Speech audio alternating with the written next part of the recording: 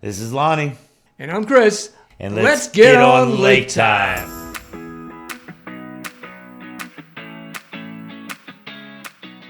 Hey guys, episode 2. We promised you some fun facts today. So we're back as promised.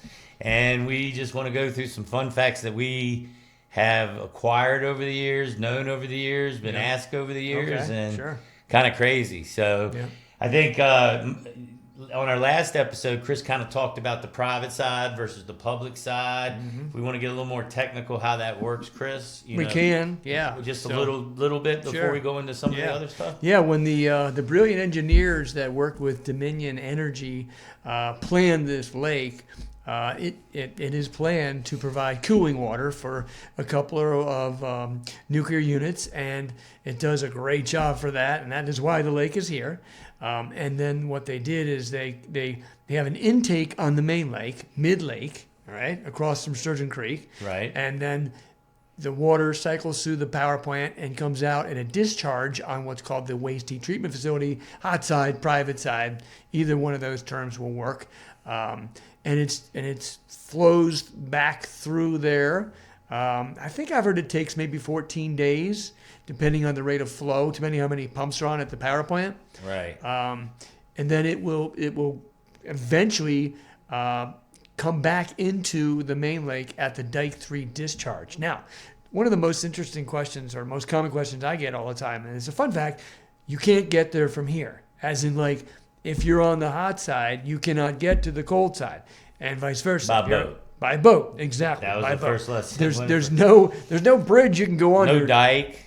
Well, there is no Panama Canal. Well, there's no Panama Canal, right? There's none of that. The water comes underneath of a baffled discharge under Dike 3. You can go down to Dike 3. So they're totally separated by the 3 dikes. They are. Correct? Yes. That's what I learned. Causeways, dikes, whatever. And some of the main differences other than size is that there's no commercial at all on the private side. NRC regulations do not permit a commercial operation. No gas stations. Yeah, marina type stuff like that. It's almost like a guarded lake as I describe it.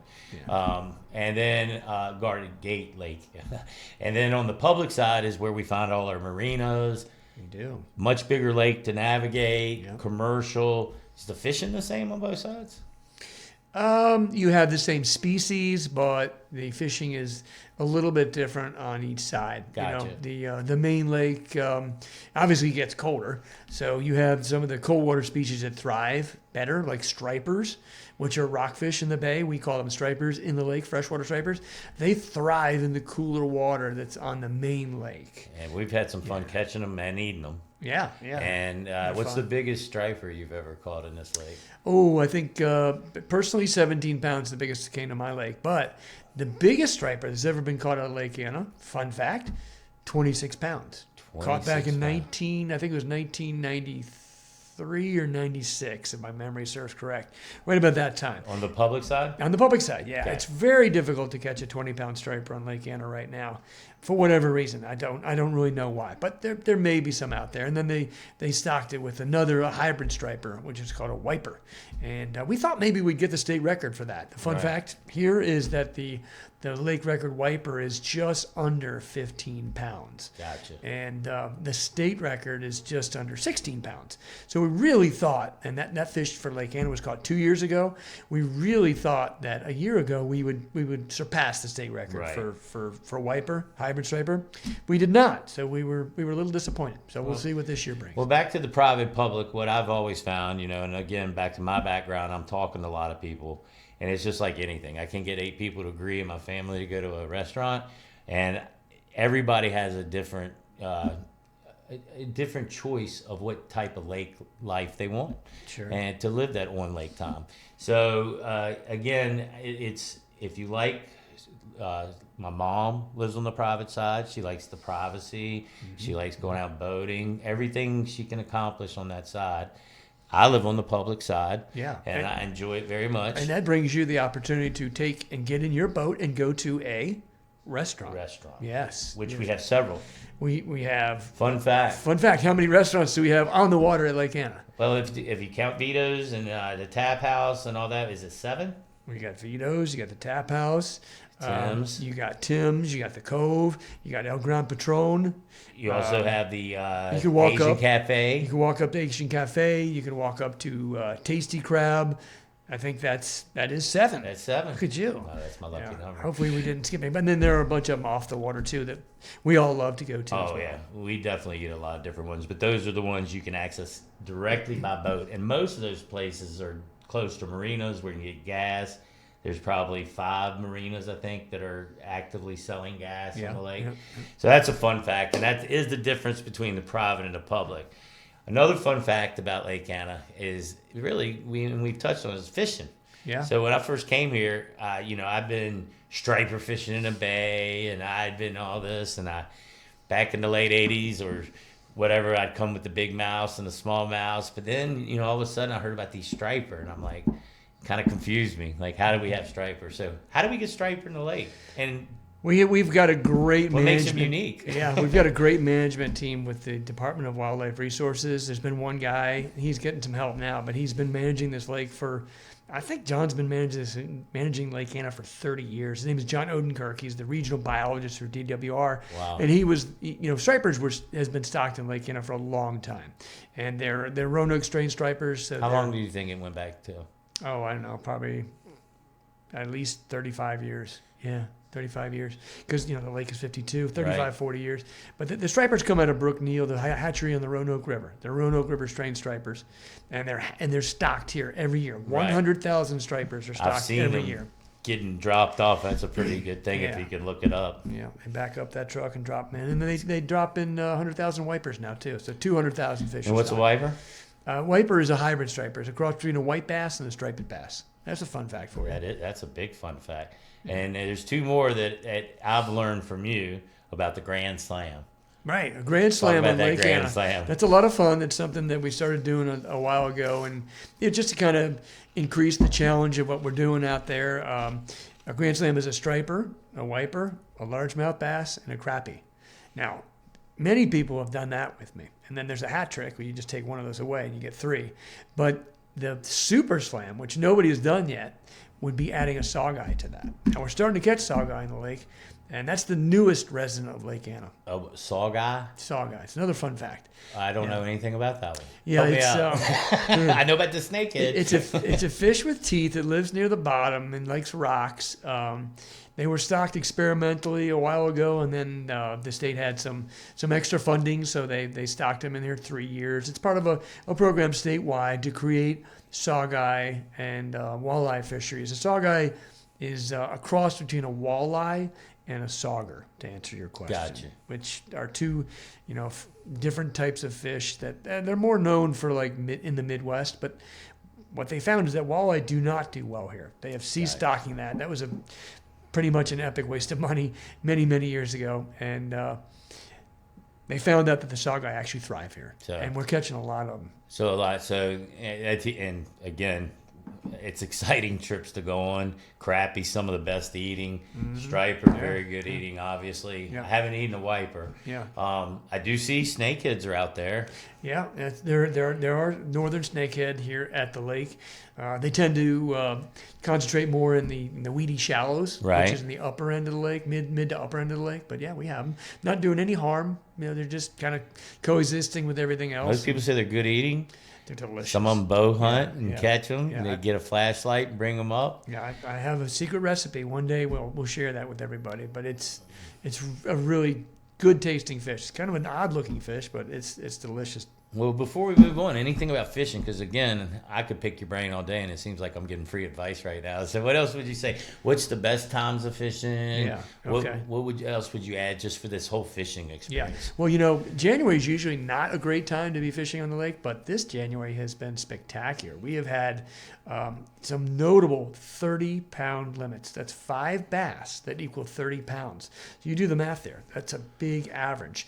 And some of these limits are including 8-pound bass. So what that means is that, today, a Monday, I was out fishing and there were a lot of people here. So when you hear of big fish out there, if you're a fisherman, you go to that place. Oh, so, the fishing on Lake Anna is fantastic. And that's not hyperbole. I'm not exaggerating. It is very, very good. So for a we've number of probably had species. one of the coldest Januaries in the last 15 years at the lake. We have, but Is that you know, fair? Yeah, oh yeah. And you still had the best fishing in We January. have, we have, and here's a fun fact. What is the one of the largest economic engines at Lake Anna, other than Dominion?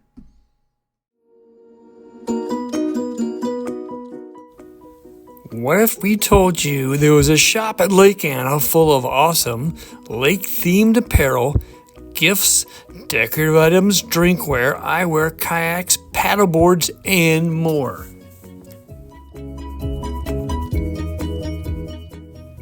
The shop stocks ladies' dresses and cover-ups, bathing suits, sandals, and resort jewelry, as well as tees, tanks, long sleeves, hoodies, and sweaters for the whole family.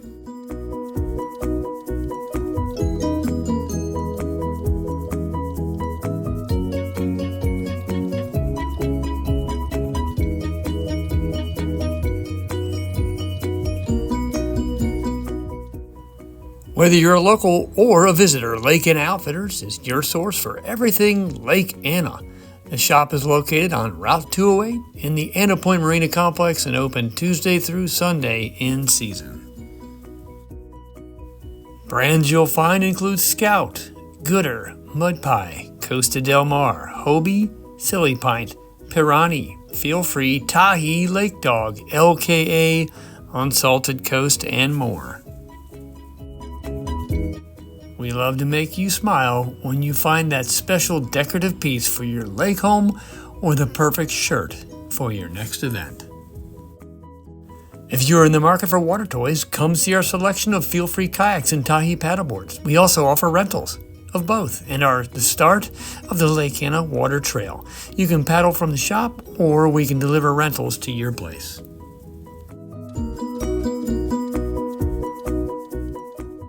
When you think of fun at Lake Anna, think Lake Anna Outfitters and visit the shop soon.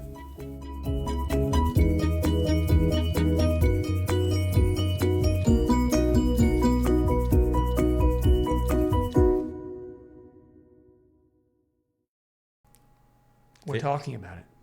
Fishing. Fishing. Almost 8 months out of the year, fishing drives a lot of the economy here. It definitely fills all the little hotels up. It fills all the guide services up. Yeah. I mean, I can't even book a trip with you, and I know you. I mean, it's They rent crazy. homes, they buy gas, they go to restaurants. We love fishermen at Lake Anna. That is awesome. Yeah. And I said that's just one of the many things. Again, we're gonna have an episode coming up about the Four Seasons. That's just another thing that you can do in the wintertime. So we talk going back to the lake. We have a couple of places you'll probably hear about, or people know well around here that people kind of can go. Where we have one is called a sandbar. Yeah. And basically, I think the sandbar, if I remember correctly, is I go past the cove. Actually, I go past Tim's. You go past Tim's on the North Anna branch. And as I'm going down there, It's in the mouth of Gold Mine Creek. Gold Mine Creek. Yeah. And so it's a place that all of a sudden you'll just see 100 boats, You could. a volleyball net, Yeah. sometimes 5 boats, but either way, it's people standing like in the middle of the lake. They're, Pretty cool. they're getting on lake time at the sandbar, right? On lake time at the Yeah. sandbar. What goes on at the sandbar stays at the sandbar. Well, Let's put it to you that way. Yeah. Sandbars, I think, a little for the younger people, but they seem to be having fun. But again, going down there, finding the sandbar, there's other spots that, around the lake that you can go. Sure. But Many. another is, all the contributaries, Yeah. that are coming into here. Oh, yeah. We got Pamunkey Creek. We got Contrary Creek. Yeah. What are some of the other ones? I don't even think I know them. I know the Rappahannock, Cherries Run. Cherries Run. Yeah. But Rappahannock is not necessarily in the watershed for Lake Anna, but our tributaries in the upper are North Anna, Pamunkey, and Terry's Run. Those are the main ones. And then you come back down lake and you have Contrary. That's a somewhat a major tributary. You've got Freshwater, Contrary and Freshwater. Split off behind the 652 bridge.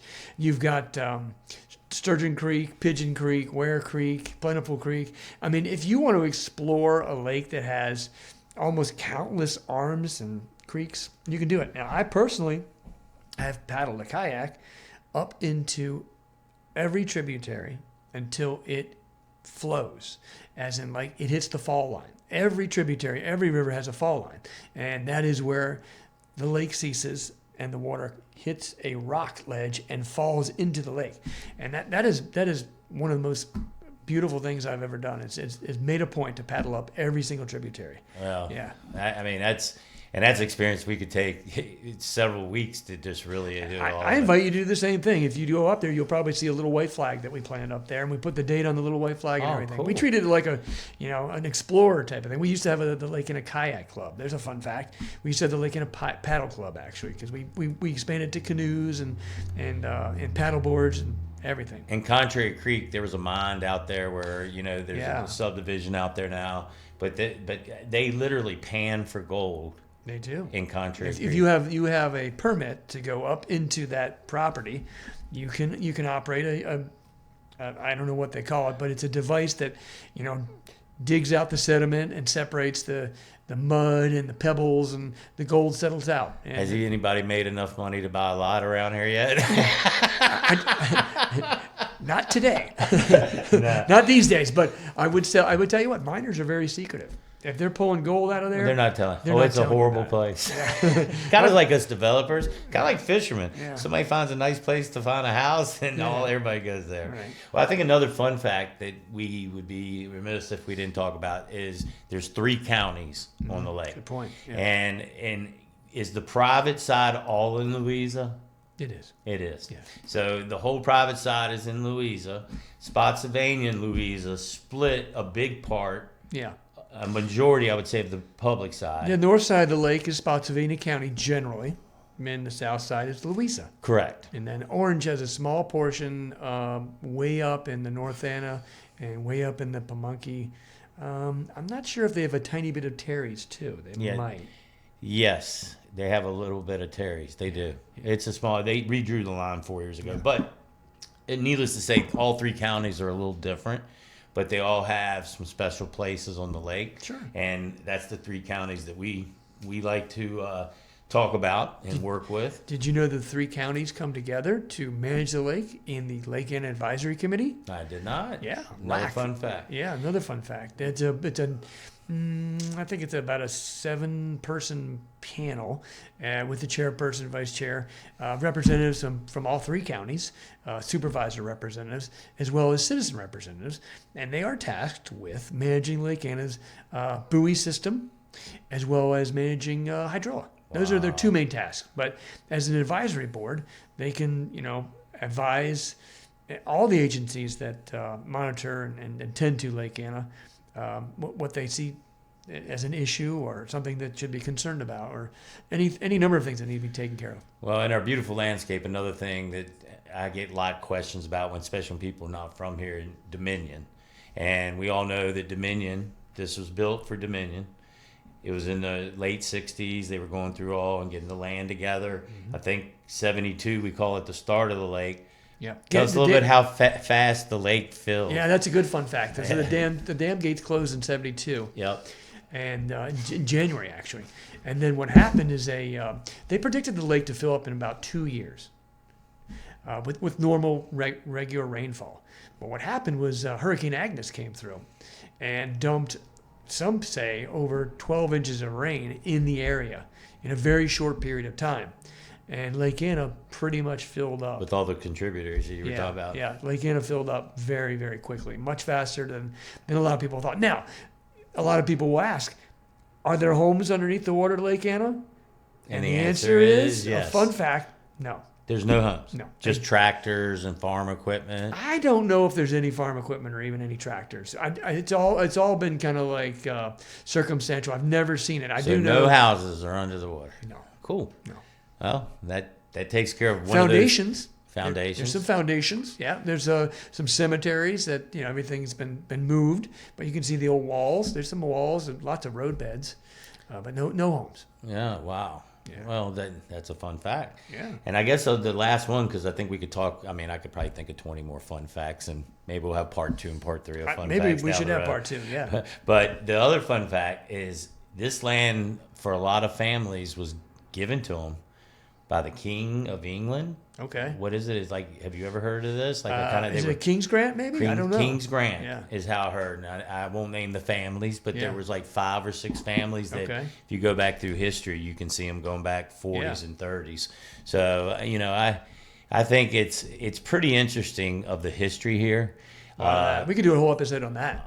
Just Yeah. the history here. I mean, it's really, I mean, We'll have to get our producer Jaden to do some history work for us. So. he'd be the best at Yeah. it. And again, I want to, before we end this up, I just want to give a shout out for our guys from the Louisiana school system and that whole program. Jacob and Cole, thank you guys. You're doing a Jacob super Cole. job for us. Thank you to Bo Bundrick for finding us interns Yeah, thank that you, are Bo. rock stars. Yep. Yeah. And Jaden for just pulling us all together and keeping us straight. And we're going to keep just keeping our brains pumping out this information that we love about this. And again, I think we can end this up. I don't have any more notes that I wanted to hit. And I'm going to say this is Lonnie. I'm Chris. And we're on Lake Time. God bless.